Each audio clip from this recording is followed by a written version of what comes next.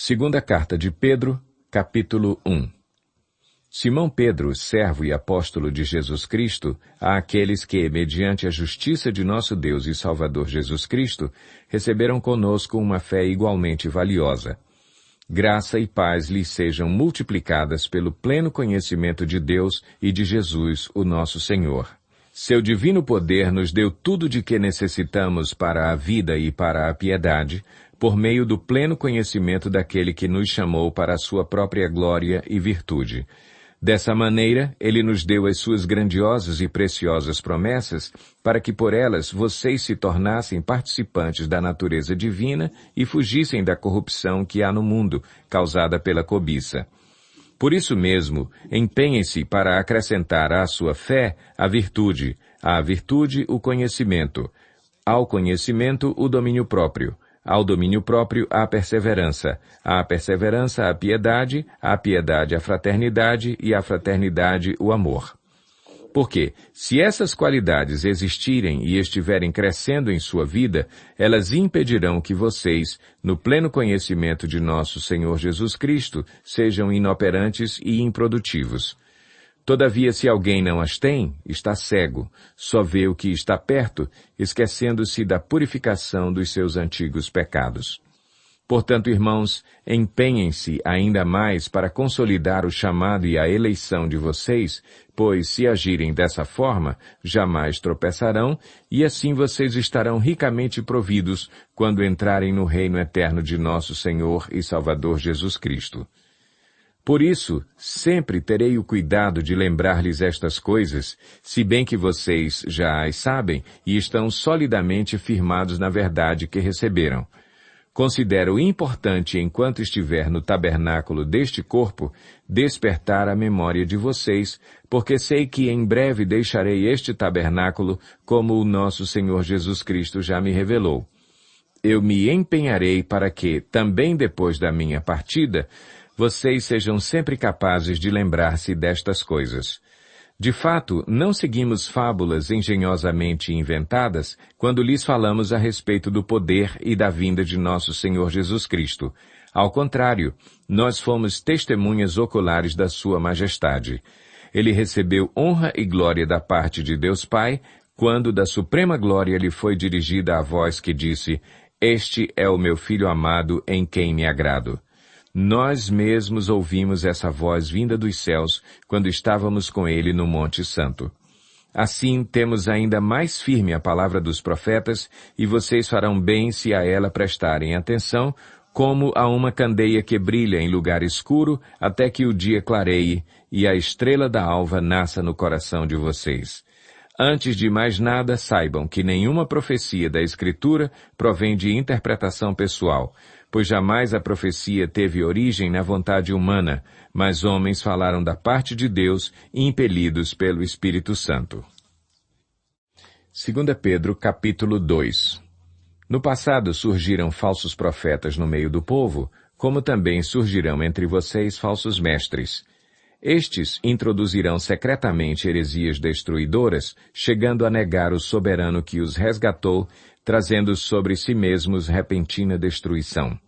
Muitos seguirão os caminhos vergonhosos desses homens e, por causa deles, será difamado o caminho da verdade. Em sua cobiça, tais mestres os explorarão com histórias que inventaram. Há muito tempo a sua condenação paira sobre eles e a sua destruição não tarda. Pois Deus não poupou os anjos que pecaram, mas os lançou no inferno, prendendo-os em abismos tenebrosos, a fim de serem reservados para o juízo. Ele não poupou o mundo antigo quando trouxe o dilúvio sobre aquele povo ímpio, mas preservou Noé, pregador da justiça, e mais 7 pessoas.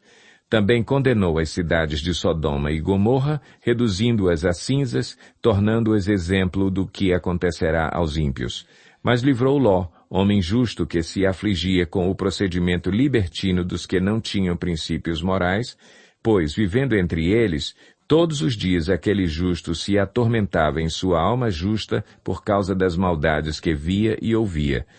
Vemos, portanto, que o Senhor sabe livrar os piedosos da provação e manter em castigo os ímpios para o dia do juízo.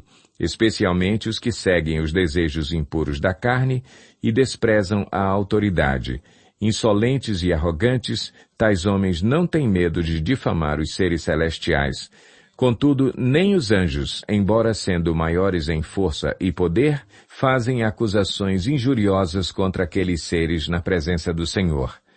Mas eles difamam o que desconhecem e são como criaturas irracionais, guiadas pelo instinto, nascidas para serem capturadas e destruídas. Serão corrompidos pela sua própria corrupção. Eles receberão retribuição pela injustiça que causaram. Consideram prazer entregar-se à devassidão em plena luz do dia. São nódoas e manchas, regalando-se em seus prazeres quando participam das festas de vocês. Tendo os olhos cheios de adultério, nunca param de pecar. Iludem os instáveis e têm o coração exercitado na ganância. Malditos! Eles abandonaram o caminho reto e se desviaram seguindo o caminho de Balaão, filho de Beor, que amou o salário da injustiça, mas em sua transgressão foi repreendido por uma jumenta, um animal mudo que falou com voz humana e refreou a insensatez do profeta. Esses homens são fontes sem água e névoas impelidas pela tempestade. A escuridão das trevas lhes está reservada, pois eles, com palavras de vaidosa arrogância e provocando os desejos libertinos da carne, seduzem os que estão quase conseguindo fugir daqueles que vivem no erro. Prometendo-lhes liberdade, eles mesmos são escravos da corrupção, pois o homem é escravo daquilo que o domina.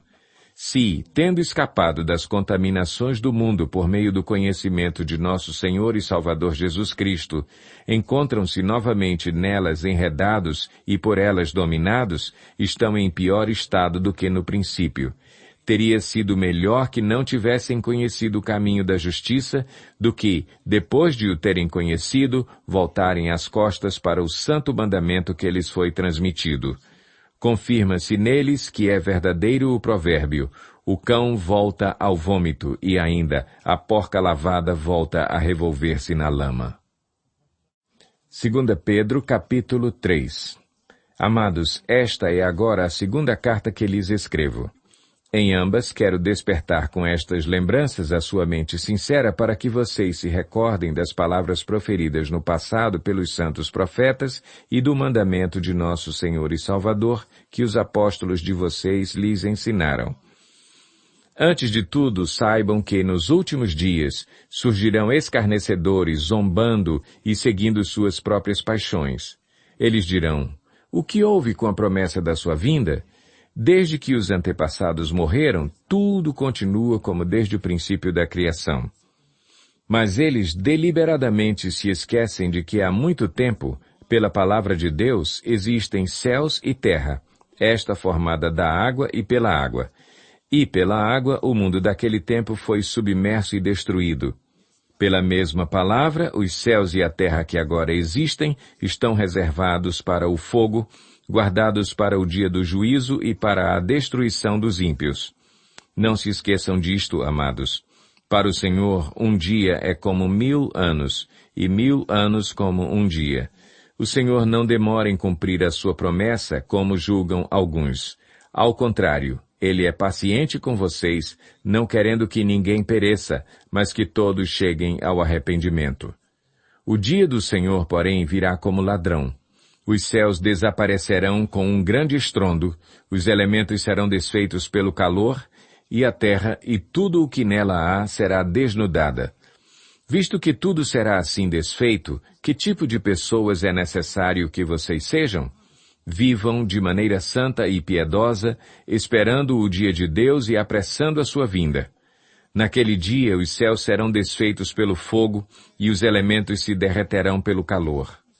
Todavia, de acordo com a sua promessa, esperamos novos céus e nova terra, onde habita a justiça. Portanto, amados, enquanto esperam estas coisas, empenhem-se para serem encontrados por Ele em paz, imaculados e inculpáveis. Tenham em mente que a paciência de nosso Senhor significa salvação, como também o nosso amado irmão Paulo lhes escreveu com a sabedoria que Deus lhe deu. Ele escreve da mesma forma em todas as suas cartas, falando nelas destes assuntos. Suas cartas contêm algumas coisas difíceis de entender, as quais os ignorantes e instáveis torcem, como também o fazem com as demais escrituras, para a própria destruição deles. Portanto, amados, sabendo disso, guardem-se para que não sejam levados pelo erro dos que não têm princípios morais, nem percam a sua firmeza e caiam. Cresçam, porém, na graça e no conhecimento de nosso Senhor e Salvador Jesus Cristo. A Ele seja a glória, agora e para sempre. Amém.